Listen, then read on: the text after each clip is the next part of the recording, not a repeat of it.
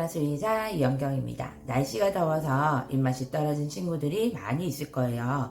고양이는 3일만 음식을 제대로 섭취하지 못해도 지방간이 생길 수 있고, 지방간은 심각한 정도와는 상관없이 회복이 되는 데 시간이 오래 걸리는 질환입니다.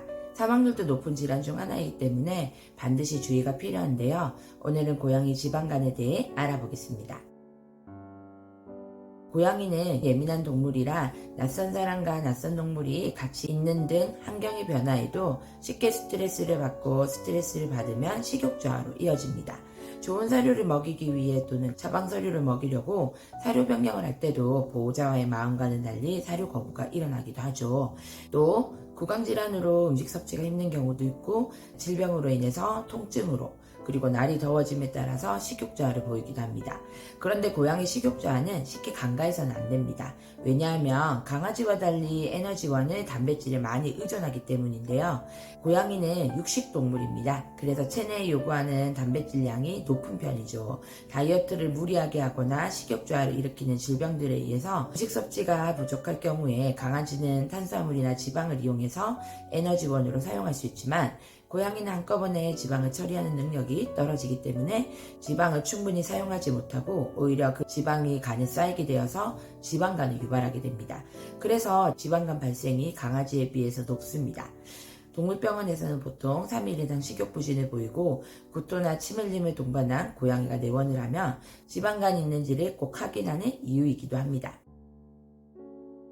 고양이 지방간은 식욕저하에 의해서 일어나지만 식욕부진을 일으키기도 합니다. 식욕저하에 따라서 체중 감소를 보이고 구토, 설사, 빈혈, 무기력, 침 흘림, 탈수, 심한 경우에는 경련을 일으키거나 혼수 상태로 이어질 수 있습니다. 지방간이 두드러진 특징 중 하나는 바로 항달인데요. 눈동자의 흰 부위나 피부, 귀 부분이 노랗게 변하게 됩니다.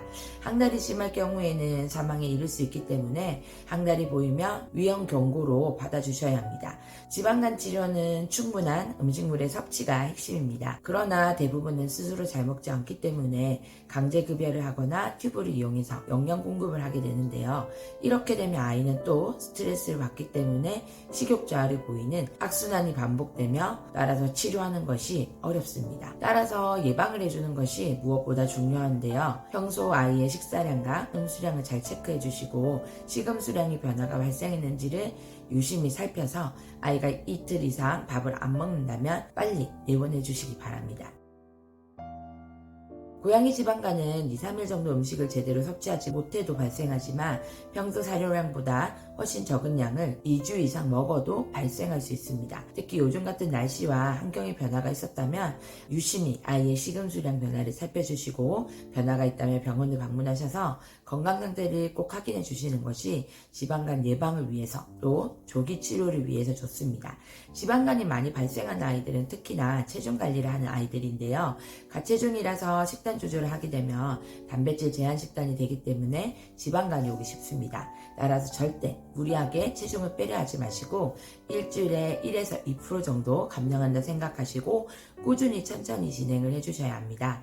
또 담당 수의사 선생님과 상담해서 건강을 해치지 않으면서 체중 관리를 해주시기를 부탁드립니다. 마지막으로 주의할 점은요, 지방간이었던 아이들에게는 음식 섭취가 치료의 핵심이지만 갑자기 정식사량을 급여하게 되면 인슐린의 분비가 급증하면서 전해질이 세포내로 급격히 이동을 하고 혈중 내에 부족해지기 때문에 또 생명을 위협하게 되는 일이 발생합니다.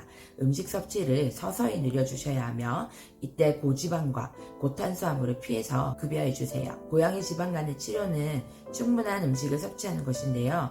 치료 과정 자체가 스트레스로 작용하다 보니 스스로 아이가 먹이를 먹기까지는 회복 시간이 생각보다 오래 걸립니다. 평소 아이의 영양 관리와 체중 관리에 신경을 써주셔서 예방을 해주는 것이 아주 중요합니다. 지금까지 수의사가 알려주는 고양이 지방간 편이었습니다. 이와 관련하여 더 궁금하신 점은 아래 댓글로 문의 부탁드립니다.